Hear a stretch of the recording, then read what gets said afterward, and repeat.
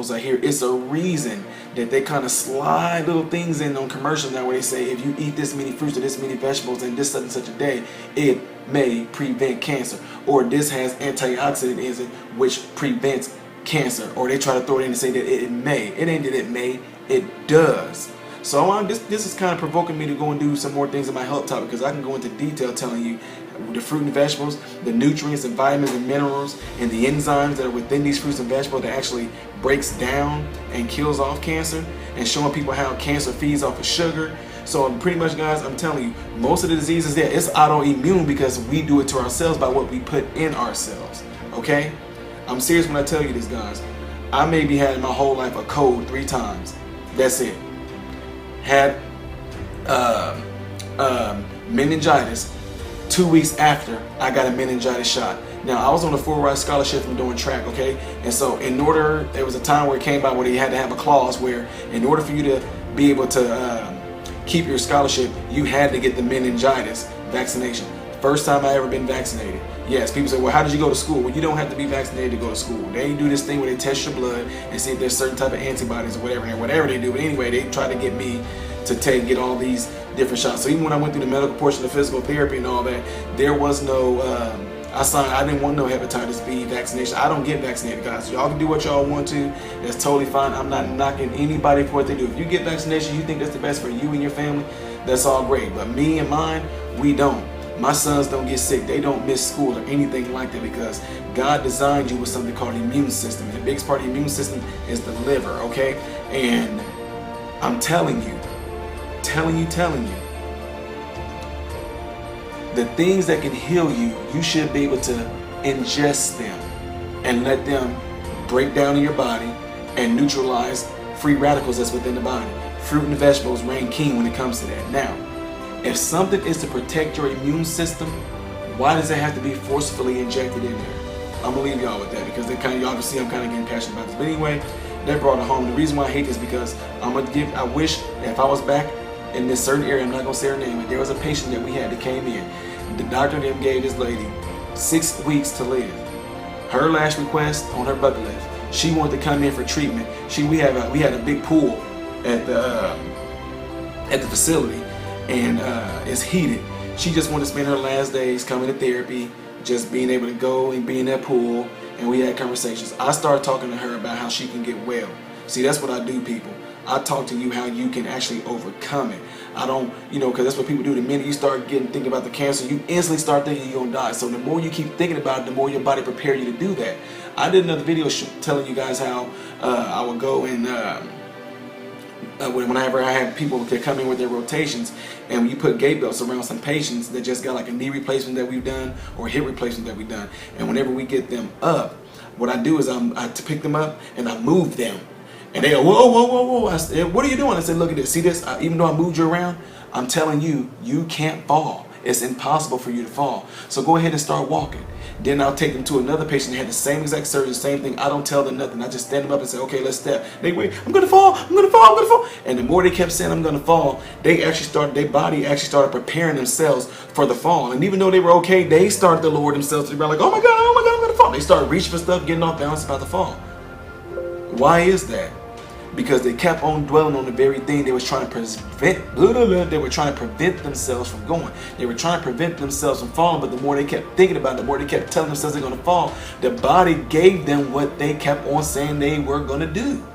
So that's why I go in there and I mix it up. No, look at this. I shake them around. It's impossible for you to fall. Now walk. They'll start stepping. Oh, wow. So when people come in, that lady came in to me. She said, I just want to live my days out and I love being in this pool, Ty. So I love the water. This is in the Gulf of Mexico in Panama City.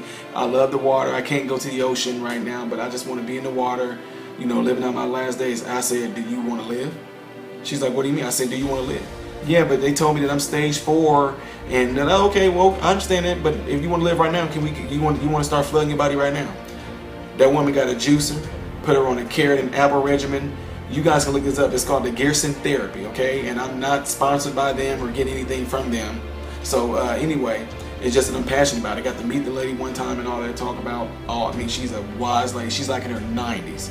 And y'all have to check it out. I know people gonna think it's a huge conspiracy thing, but the thing is, it's your life, okay? It's your life. I don't care what doctors them say. The cancer industry is $1 billion industry, and it's for a reason. It wipes out your immune system. So working in the hospital, you know, and I don't work for that hospital anymore, but I can say this, at particular hospitals, you get the chemo, you get the radiation, it wipes your immune system out. So I had cancer doctors that actually have quit their job. They didn't want to be an oncologist anymore because of the fact they started to find out that once they wipe out the immune system, they cannot really, and they'll tell people that, oh, she had cancer, she died. But what the doctors them usually write down is they died of complications of cancer or complications from cancer, which means when your immune system gets wiped out, all of a sudden you are susceptible to anything and you have no defense anymore. How is it that all this time, it's not like overnight that cancer just exploded and it's all over your body. It was a process. It grew. For something to grow, it has to be watered, it has to be fed. So what were you putting in your body that kept on feeding the cancer in order for it to grow and metastasize? Okay? So that's what I get people to think about. You know, so nobody knows that you don't die from cancer. You die from complications of cancer. Your immune system get wiped out from the radiation and the chemo. You have no defenses anymore. Therefore, you are susceptible to anything. So you end up developing pneumonia, upper respiratory infections, kidney failure, liver failure. All these things start to fail because they got fried and they got destroyed by the chemo or the radiation. Anyway, I know I'm going to get a whole lot of hard knocks for that, but I'm just passionate about this because I really do care for people. I want people to live. I want people to educate themselves. I want people to have a happy life. I don't want, you know, when you, whew. Anyway, that lady I was telling you guys about that had 6 weeks to live, flooded her. We got a juicer. We got carrots. We got Granny Smith apples. We got dark green vegetables. We juiced it. We kept on just flooding that lady with it. We started doing coffee enemas and all that. That was 7 years ago. From the day that me and that lady started talking about that, every year she comes in on that day, comes in, give me a big hug, and we talk about it. She goes, Ty, I'm still here. Love that. But there's a lot of patients that we were able to get healed off of that from doing it, just juicing. Nobody think that. But I'm not going religious on you guys, but I'm just stating facts because I know him. He knew what he was doing when he put Adam and Eve in that garden. Guys, why do we eat? That's what I ask people when I go around and teach because I'm a health coach. Why do we eat? You know, it appeals to our senses. First of all, the touch. First of all, the eyesight, I'm sorry. You look at fruit and vegetables, most of them are beautiful in color, or they're unique, you know what I mean? Or they're exotic looking. So it makes you want to feel on it, okay? So already the senses got appealed to, your eyes, beautiful colors. You're looking at the outside of them. Then the next thing you want to do that appeal to your senses, you touch it to see what it feels like. What's the next thing we do? We smell it. Then we might crack it open, whatever it is, or break it open. It smells kind of sweet. Then we'll stick our tongue on it. We start to eat it. But the big question is why do we eat? Why do we eat? Because the Lord knew, since he designed this body and he made this body, he knew exactly what we were going to need in order for this body to be sustained. We're doing it to ourselves with inorganic things, with chemicals you can't pronounce, brushing our teeth with stuff that got fluoride in it. I'm about to get ready to stop all this because I know I'm about to catch some hate off of this. Anyway, guys, I hope you all have food, shelter, and clothing. And with this video being said, I hope and pray that every last one of you guys are in perfect health. If you're not, leave me a comment. I'll give you my email. We can talk on a personal level. We can get you right. God bless you all. In Jesus' name.